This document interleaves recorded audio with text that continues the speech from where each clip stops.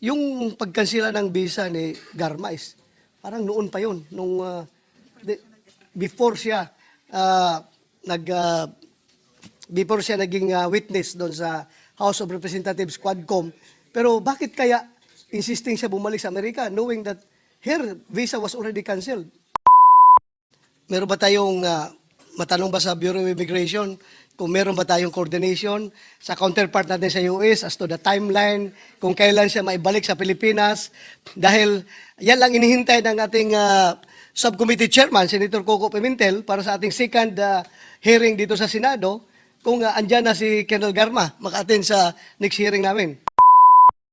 Mr. President, good sponsor, the Senate version of the 2025 GAB o GAB reflected an increase of 121.44 million for general administration and support for the budget of NBI. During the NBI's budget hearing, I remember that they manifested their desire to strengthen their cybercrime unit as well as their technical intelligence division, both of which work hand in hand in cybercrime case resolution. May we know for the record if the budget increase captured this particular direction of the NBI? Yes, thank you for the question. We did increase it, at least here in the committee report, by 121.4 million pesos, because in relation to the prevention and investigation of cybercrime, the National Bureau of Investigation reported actual expenditures. Furthermore, there had been allocations that designated for the conduct of operations pertaining to cybercrime cases.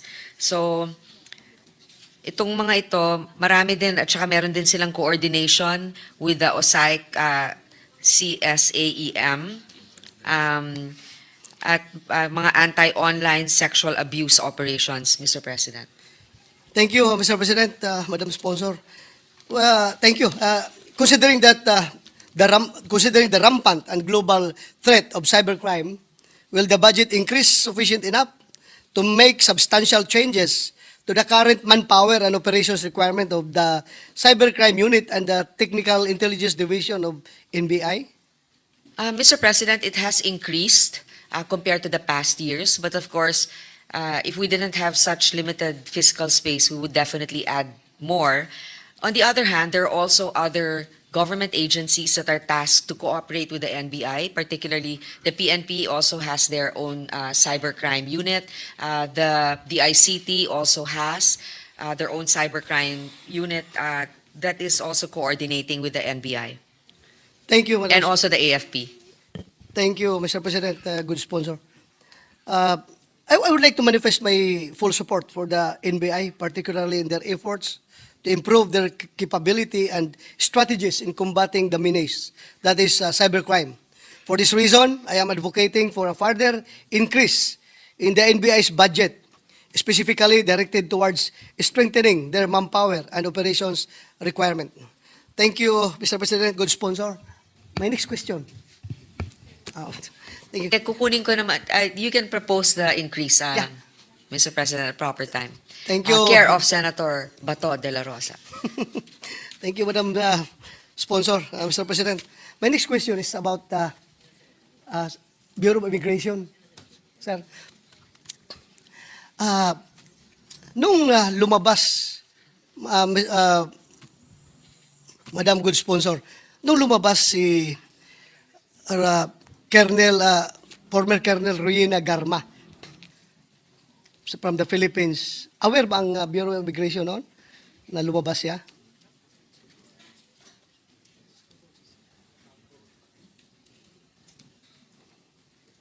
Mr. President, that's also the reason why we knew exactly where she was.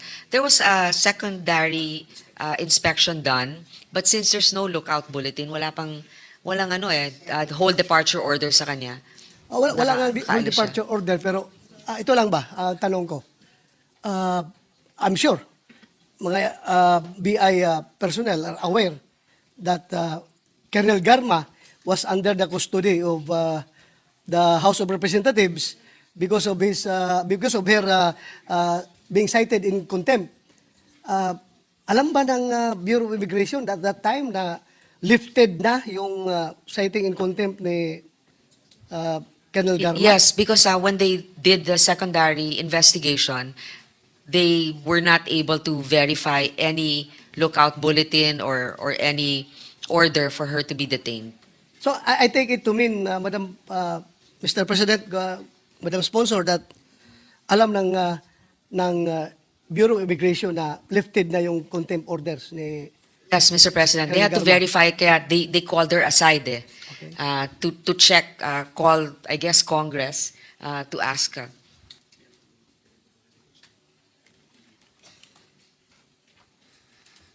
Okay, well,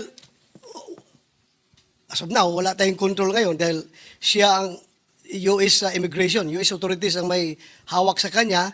Pero as para sa, meron ba tayong matanong ba sa Bureau of Immigration kung meron ba tayong coordination sa counterpart natin sa US as to the timeline, kung kailan siya maibalik sa Pilipinas.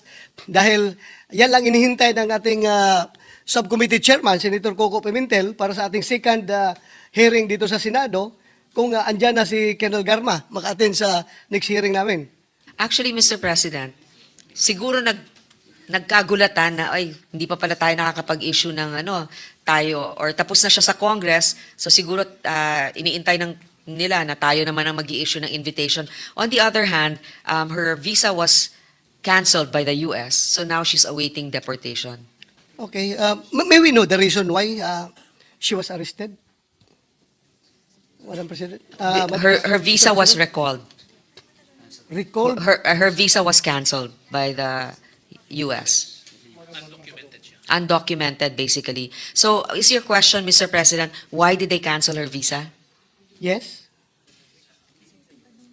It's the discretion of the US government. Perhaps they did our work. They did something that we should have done. Yes, because as far as I know, Mr. President, good sponsor, yung pagkansila ng visa ni Garma is parang noon pa yun, before siya before siya naging witness doon sa House of Representatives Quadcom. Pero bakit kaya insisting siya bumalik sa Amerika knowing that her visa was already canceled? Because physically, she still had her visa. Maybe she took a chance na, kasi wala naman nakalagay na canceled dun sa niya, basta there was just a statement that her visa was revoked. So, Mr. President, maybe she may have taken her chances na pagdating niya doon, hindi mahahalata. Either that, or maybe, I don't know, if she's applying for an asylum, di natin alam. Take life yun, Madam President, Mr. President, no, good sponsor. Kasi I know that meron na siyang attempt na sumakay papuntang Japan, pero hindi daw siya pinasakay. So, but anyway,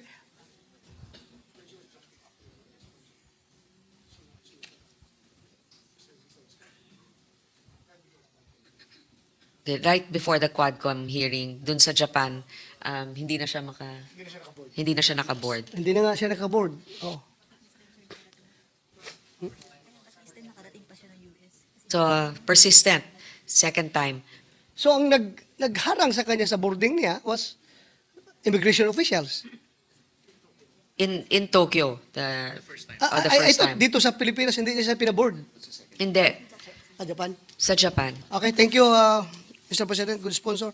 Yun lang ang aming, kung pwedeng, with the help of BI, yung ating counterparts doon sa US, malaman natin yung timeline as to when she is going to be deported back to the Philippines so that we can schedule our next hearing. Yun lang, Madam President, good sponsor. Thank you. Umani naman ito ng iba't ibang reaksyon mula sa ating mga netizens.